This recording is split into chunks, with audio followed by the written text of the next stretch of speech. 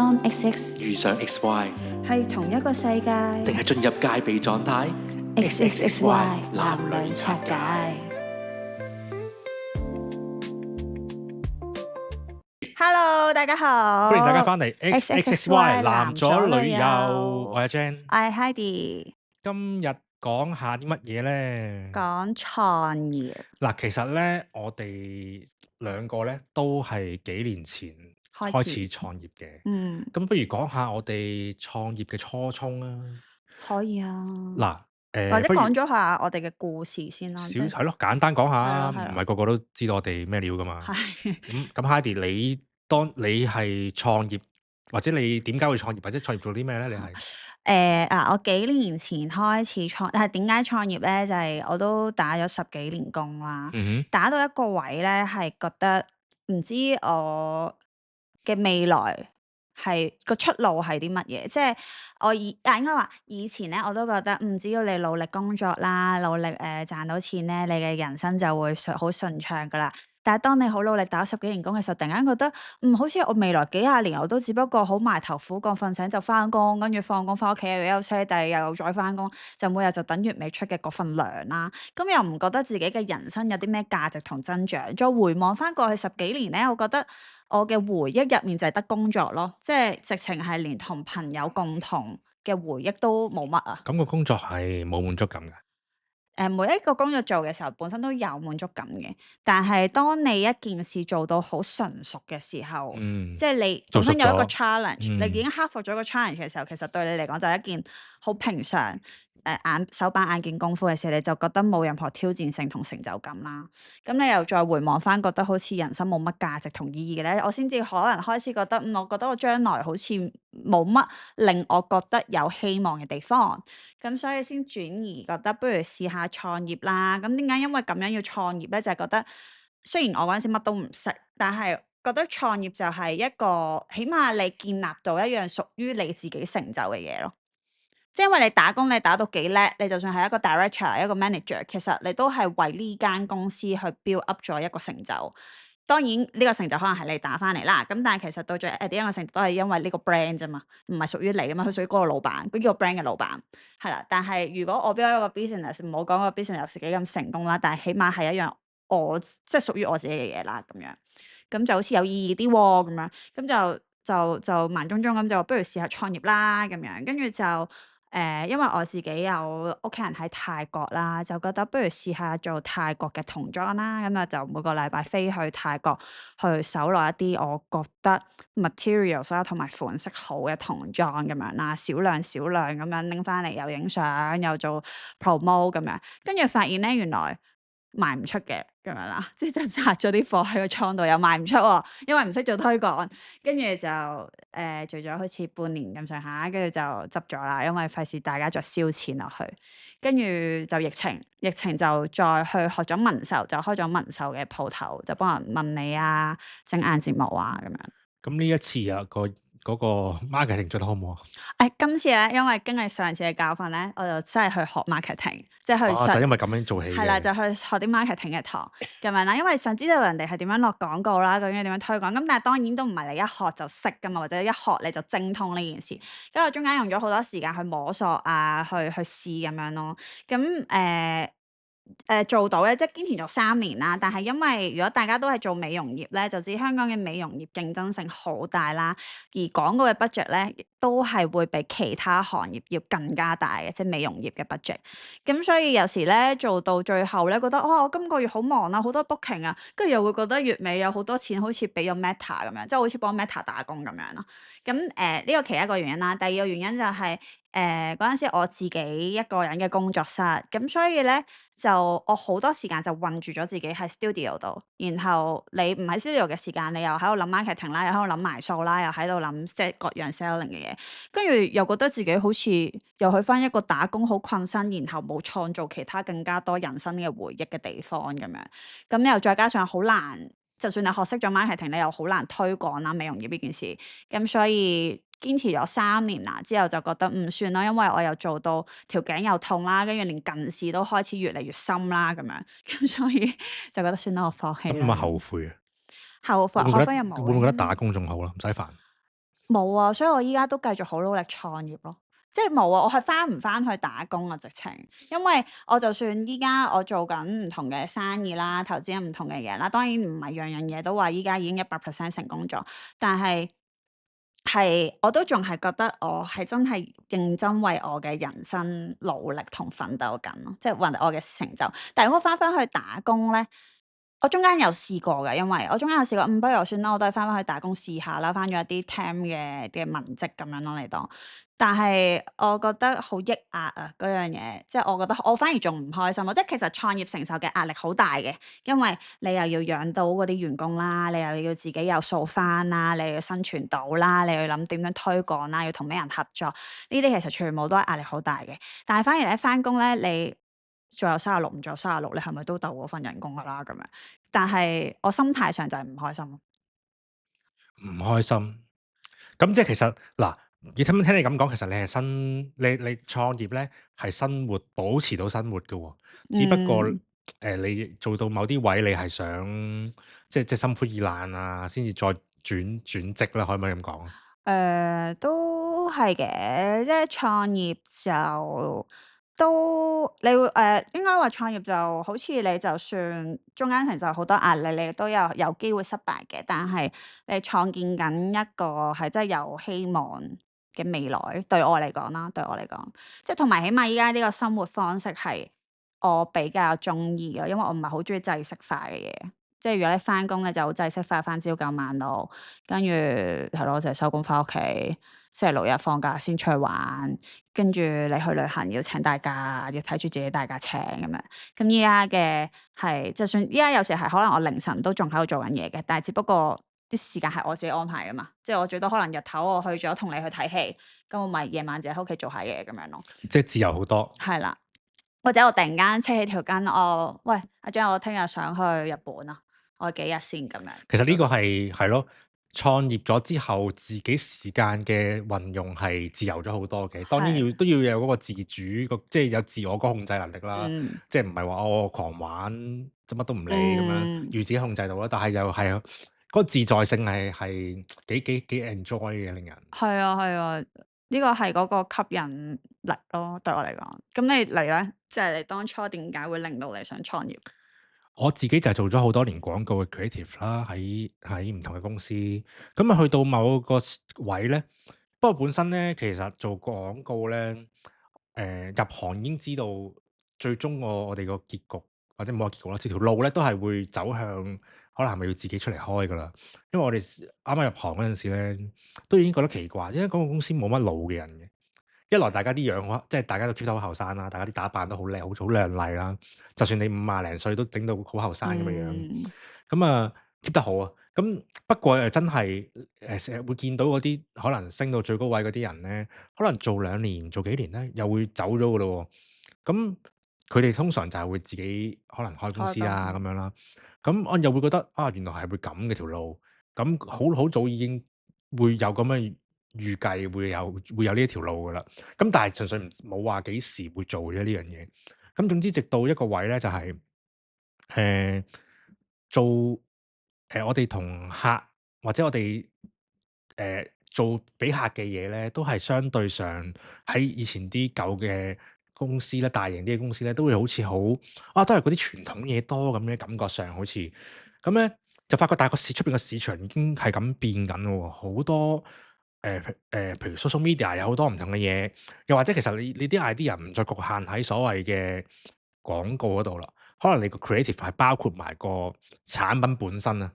個產品本身就係個 creative 啊，即係你條橋就係嗰個生意，唔係你條橋諗個方式去宣傳嗰個生意。咁所以係咪要試下要自己做先可以 update 到多啲個 market 嘅嘢咧？咁有咁樣諗嘅。咁嗰陣時咁啱就，總之去到某個時機就覺得係時候喎，係時候啦，係啦，時候啦，就出嚟試下。咁就試咯。咁亦都係嗰陣時我咁啱有少少客喺手啦，咁樣咁先至夠膽咁做嘅。我都唔係一個，即係我唔算一個好冒險嗰啲人嚟嘅。最開頭，都係我轉工咧，我以前轉工咁多次工咧，我冇試過攞辭嘅。其實我你都係剔咗另一個 offer 你先辭嘅。係啊，每次都係嘅。我仲要係緊張到咧，我要簽咗約我先辭夠嗰份工嘅。我通常嘅要求，所以咧我係唔係好以前啊，唔係好啲好冒險嗰啲人，所以咧我都咁你呢個係一個好大嘅一步嚟㗎，即係你行出嚟創業。都算嘅，係，不過又大膽的一步得嚟，又係喺大膽入邊嘅保守咯，即係我唔係兩梳蕉咁樣去出嚟開嘅咁樣咯，同埋相對呢啲廣告嘅公司嘅資源最大嘅資源都係人啫，唔需要話哇我要入定100萬嘅貨先可以開鋪做200萬裝修，咁唔使呢啲，咁所以係啦，咁樣開始咯。咁你而家有冇後悔啊？即係喺你創業呢幾年。冇啊，我同你諗法差唔多，即係當然有佢冇咁舒服嘅位嘅，即係啱啱 Covid 完咗嗰陣時咧，啱啱開始去翻旅行咧，原來從此我旅行就唔係完全無憂無慮嘅咯喎。以前你喺其他公司做嘢，你去旅行有人會做你嘅嘢㗎啦嘛，咁啊。你唔使理㗎啦嘛，即係而家你始終啲客可能係要揾你嘅，或者一啲同事啲嘢都要同你傾嘅，咁咪你唔可以完全唔理咯，你都係要睇住個電話。係啊，所以有辣有唔辣咯。咁但係好 free，你可以聽日想去就聽日去啦，咁樣係可以嘅。咁但係就唔係嗰種完全放鬆嘅狀態咯。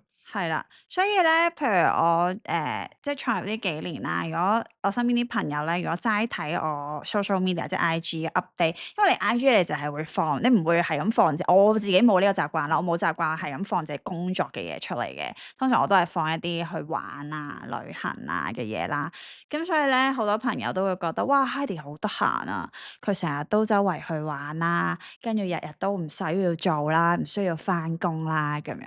咁但係就係其實你創業就係你有好多你以為我唔需要做嘢嘅時候，其實我都做緊嘢，只不過我唔需要好似我要固定坐喺一個 office 去做咯。即係譬如我而家可能就算我去旅行啦，坐飛機，其實我係特登上到飛機，我係即刻俾錢買個 WiFi，跟住其實我喺飛機上面都做緊嘢嘅咁樣咯。係啦，就會處理緊好多唔同幾間公司嘅嘢，或者你同時可能要開完呢個會之後，你又跟住開嗰個會，咁但係你又要應付你日常生活嘅行程咁樣咯。係啊，但係我都知有啲朋友係佢反而寧願接受返工嘅壓力，都唔想承受做創業嘅壓力嘅。係啦，即係就睇自己個人嘅 preference 係想揀啲乜嘢咯。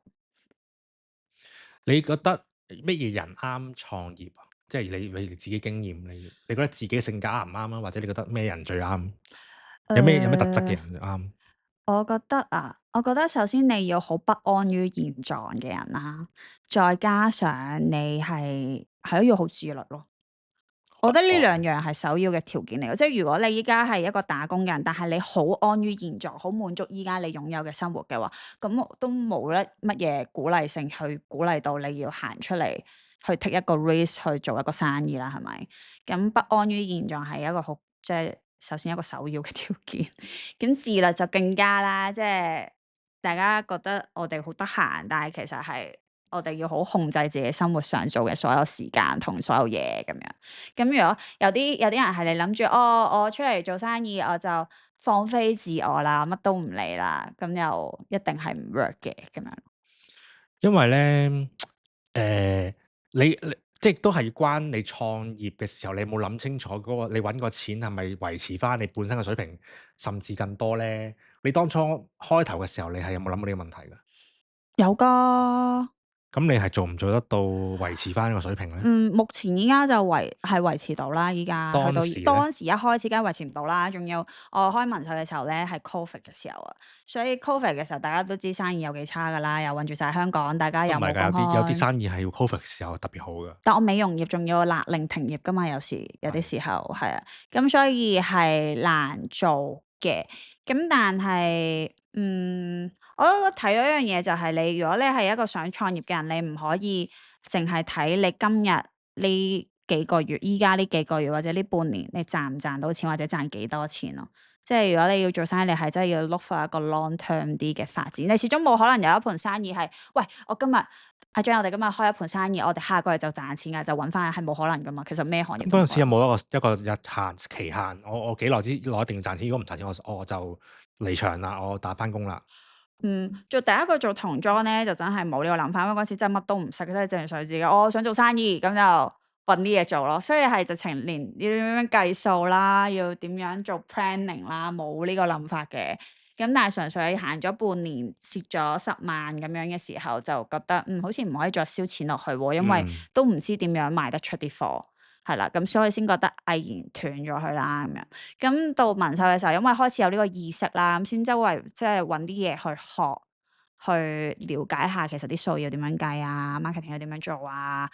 咁慢慢有接觸嘅時候咧，都係因為都係摸住做啊，即係我係一個比較偏向做咗先嘅人咯。係因為我覺得啲嘢你唔做咧，永遠都唔知會發生咩事。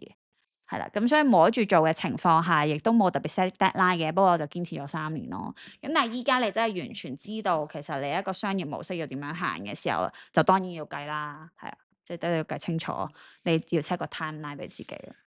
咁算唔算而家睇翻咧？你創業嘅初衷，同而家有冇唔同啊？即係你而家做生意嗰個想法，同你最開頭嘅初衷有冇唔同？即係你初衷可能唔係特別想係因為想揾多啲錢嘅。講真，聽落去你係想為自己個滿足感。係啦，初衷係想有一個屬於自己嘅成就，而家又有收入生存到咯，好似好低嘅啫，呢個目標係。但係依家我嘅人生目標就係我想環遊世界咯。咁所以對我嚟講，亦都唔係話我要成為一個富豪，定係我要成為唔知乜嘢企業榜首定乜嘢啦，冇呢個咁宏大嘅諗法嘅。但係起碼係即係你有一啲成功嘅事業啊產業去 support 到你嗰個收入同生活。即係我覺得我環遊世界咁，我都要有一嚿每個月被動，即係唔好話被動嘅半被動嘅收入去自主入到嚟，先至可以支撐你去實踐呢個目標噶嘛，咁樣咯。係啦，因為我都係比較中意自由自在嘅生活，所以如果要我翻 office，我嗰個感受就好抑壓咯。如果依家嗌你打翻工，你得唔得？我諗可能而家已經慣咗呢種模式啦，未必會好慣，即係翻定時定候翻一個 office 啊，又或者做緊嘅嘢唔係我自己嘅諗法啊嗰種嘢啦。即係而家係啦，即係而家我可能做嘅嘢可能方向上啊，或者我要點樣做都可以自己決定到，即係好唔好都好啦，可以 review 啊嘛。即係喺好似賺到嘅嘢，金錢以外係自己噶嘛，即係個經驗或者係嗰個明星都好啦，即係個 ownership，我 own 咗嗰件事，我 own 咗嗰個作品，咁係好似滿足感大啲咯。可能我而家做翻其中一個齒輪咧，就冇咗嗰個滿足感，都可能係會有啲問題。我會覺得如果咧做翻工，就係會冇咗對生活嘅熱誠咯。不過就係啦，熱誠係好嗰邊啦，唔好嗰邊就係乜都係自己噶嘛。即係創業嘅話，你好多崗位你都要睇噶嘛。即係就算你有人幫手，你有同事幫手，啲嘢你都要睇噶嘛。即係可能你除咗管理上，你仲有策劃，你仲有行政上嘅嘢，你仲有啲可能同客溝通上嘅嘢，跟住咧計數嘅嘢，跟住咧仲有啲好多後續嘅嘢，你揾邊個洗廁所，咁你都係你要理噶嘛，係咪？咁呢啲嘢，如果你 enjoy 做，或者其實你唔介意做嘅，就會 OK 咯。有啲人我覺得係唔係好得嘅，有啲人唔中意做呢啲嘢咯。咁就一係你就你個本業成功到你唔需要理呢樣嘢咯。如果唔係就要理咯，係嘛？係啊，或者你本身個資金好龐大，你就做一個投資者啊。係啦，甚至我唔營運噶啦，我就投資。因為譬如我哋呢行做創意咁樣啦，有啲人係唔想管創意以外嘅嘢嘅，係啊。咁有啲人係真係叻，我真係叻創意，其他嘢我唔想理。我才華就係創意。要有各個類別嘅 partner 咯。但 partner 又係好難揾嘅，因為其實咧始終牽涉有利益啦、有金錢啦，就有拗撬噶啦，一定好容易。咁所以我覺得揾 partner 都係一個好重要嘅題目啊，即係呢個真喺商業係可遇不可求道路上。喎，或者而家相對上容易咗嘅，以前真係可能要你咁啱識到咯。而嗯，家就可能你喺網上世界始終多咗好多渠道，或者而家好多一啲 networking 嘅嘢俾你去去識到其他人。係啦，我覺得係嘅。咁可能又係受惠於而家呢個年代咁多唔同嘅網絡，咁多唔同嘅 network，其實都可以去借呢啲力啦，去識到唔同嘅人。我自己都係呢幾年咧，亦都係嘅。即係以前咧嗰個圈子比較局限嘅，始終你都係同事啦，最多係客啦，或者製作嘅人啦。咁但係之後創業咧，你就無可避免，或者你被逼都好啦，你要識好多唔同嘅唔同世界嘅人。係可能我會識啲客啦，我會識到一啲可能唔拉更嘅介紹客俾我嘅人啦，可能佢唔拉更嘅，但係咧我又會多咗好多對於唔同行業嘅了解啦，咁樣咁又會調翻轉幫到我去其他嘢咯。咁我下一次再見到啲唔同行業嘅人咧，我知道點同佢哋溝通啦，我知道咧佢哋需要啲乜嘢啦。係就即係學嘅嘢真係又講真啊，真係大學或者你去讀個碩士 MBA 都未必俾到你嘅嘢嚟嘅，呢個我覺得幾得意。係啊，同埋如果要做生意，你係真係必須要好努力去認識人。因為我本身自己都唔係一個真係好外向嘅人啦，所以但係咧就因為之前做幾樣生意之後，發現如果你唔 open 自己去認識人咧，你嗰個好固步自封啊。因為的確原來係應該話我開放自己去認識人嘅時候，先發現哇原來大家出面即係玩一個唔好用玩嘅字，即係去經營一個生意，原來係有咁多嘅方式㗎喎。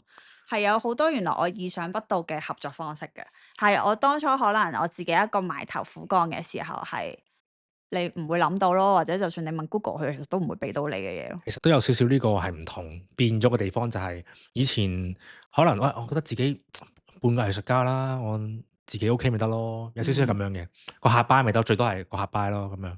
咁但係而家你就要可能你要同好多唔同嘅 party 去溝通，你要同好多市場上唔同嘅人啦，客又好，市場上其他人又好啦，同你做嘢嘅人又好，夾嘢嘅人又好，全部都要溝通，就變咗你 open 咗好多。你要識得同多啲唔同嘅人，咁呢樣嘢都係我哋呢啲所謂廣告人啊、創意人，我諗不嬲唔係好強嘅地方嚟。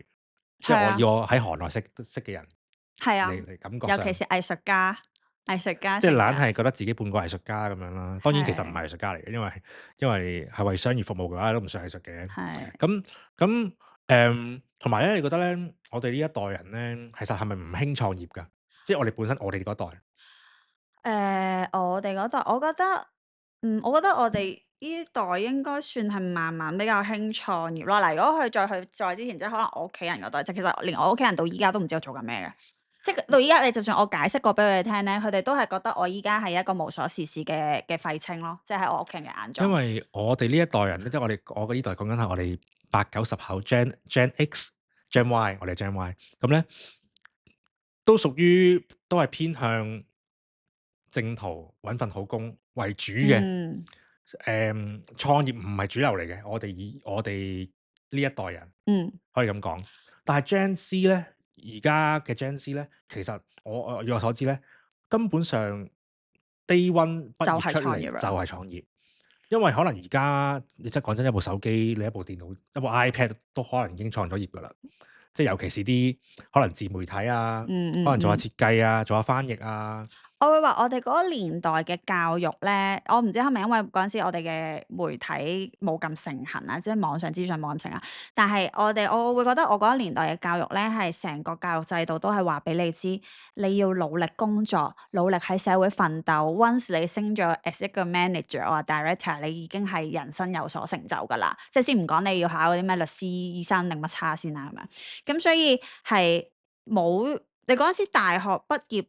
定中學畢業乜都好啦，其實大家只係 concern 緊我要揾咩工咯，係冇人會去討論話，喂，我想做咩生意咁少樣數咯，係咯。好極當然都少數。有人創業啦，我哋有，識嘅人。但係極少數。但係我哋點解我話我哋呢個 generation 咧會開始想創業咧？就係某程度上我哋夾喺兩個時代嘅中間咧，係我覺得最近係開始更加越嚟越多人。唔好話係咪叫覺醒咧？有呢個意識想創業，因為當你夾喺中間嘅時候，你發現你打工冇出路啦，然後你新一代咧媒體啦、AI 啦，佢哋係行得好快，因為佢哋就生於呢個年代啊嘛，所以對佢哋嚟講係嗰個咩順手拈來嘅技能嚟嘅。同埋可能而家咧聽好多嗰啲成功例子啊，嗰啲獨角獸啊，點樣 start up 啊成功喎，咁當然失敗嘅更多啦，係90%係失敗㗎啦。係啊，咁但係聽得多咁多成功故仔，就個個都覺得我都得啦，都都想點解唔試啫？試下咯，同埋或者就係啊，算唔係咁自信都好，咁點解我唔試下？我後生有本錢，係啊，我衰咗咪再打工咯咁樣。係啊，係啊。咁所以好似而家呢個時代係流行呢樣嘢喎，亦都可能係一個最好嘅選擇都唔定喎。係啊，咁但係係咯，如果所以學你話齋，依家可能大學畢業生佢哋普遍就冇一個打工嘅諗法咯，freelance 多接啲， job 即係因為我自副業，己可能我又喺大學大專裏邊教啦，咁佢哋多數都係會唔係即刻一定要諗揾工咯，可能係我自己接 job 又得，我甚至即刻開間公司，幾個同學開間公司已經係可以分分鐘有我客添。諗佢哋未必去到話我要開公司呢個意識添，即係純粹接 job 啫嘛。即係依家有好多，譬如尤其是讀媒體系嗰啲，咪接 job 咯。依家好興剪做短片、做 reels 嘅時候，佢哋就好似天生就係食呢行飯咁樣啦。係啊，同埋而家好似咧少咗即係所謂 Gen Z 啦，會唔係咁 care 個 career path 啊，即係好似啊，都有人會講話，其實咧Gen Z 咧其實只係想有份工作去維持生活嘅啫，但係佢真正想做嘅嘢咧，其實先係佢嘅正職嚟嘅，即係正職是副業，副業是正職，咁咧。係啦，可能我返份銀行工係我攞嚟養自己嘅，我真正嘅正職其實我係想做影相嘅，例如係咁咯。咁聽講而家好多人都會有咁嘅諗法，尤其是可能即係做 content creator 啦，尤其是即係可以去同埋好似自己依家係啊，依家可能因為媒體發達嘅時候，令到佢哋覺得賺錢嘅途徑唔同咗、易咗。因為哇我哋以前賺呢度嘅，你真係要正正經經打份工，或者正正經經要開一盤生意，定係點樣？依家係可能，喂，我拍條片，我做咗 KOL，我都接到業配咯。即係咁，我唔接幾個業配夠我嗰個月嘅生存咁或者做個樣，我又可以去 KOL，玩咁樣。又做 KOL 又可以，即係可能我多 like 多 followers 已經可係啊，以係啊，賺廣告錢啦。係咯，就係咁咯。如果唔知而家嘅人想創業係真係一個夢想啊，定係所謂可能有少少以前啲人會覺得係逃避壓力，係咪逃避打工壓力啊？咁樣工作壓力啊，覺得做老闆啊冇嗰個壓力啊？唔知而家嘅人個諗法係點咧？依家嘅人個諗法啊，我覺得其實同我哋啱啱討論嘅方向一定都仲有呢啲人存在，即係咧，因為我依家有呢個創研社啦，其實係幫助大家做生意嘅一啲教育啦、資源啦、人物嘅引薦對接啦咁樣，咁咧就會喺 Fresh，因為我哋做呢個相關嘅領域啦，咁喺 Fresh 咧就會睇到好多人咧，其實都係中小企啦，我諗。就會有好多佢哋創業嘅糾結啊，即係哪怕一人辦工作室又好，或者去唔同行業都好咧，大家都會不斷喺度分享，創業好孤獨啊，因為身邊冇人可以分享啊，又或者我都相信有好多人係好似幾年前嘅我咁樣，大家都係因為我好想尋求出路，所以我就衝出嚟創業，但係其實我又唔識得做生意咁樣咯，係啦，咁所以其實我覺得呢一堆人係好需要幫助啦，好需要圍爐取暖啦，咁樣。咁今日咧，我哋都分享咗好多關於創業嘅一啲經歷又好，諗法又好啦。咁唔知你哋有冇人都係創業嘅咧？又或者有冇人諗過創業咧？如果有啲咩諗法嘅，不如都同我哋 share 下係，PM 啦，我哋。創業你唔孤獨㗎，有我哋陪伴你。好啦，我哋今個禮拜差唔多先，好，拜拜拜。拜。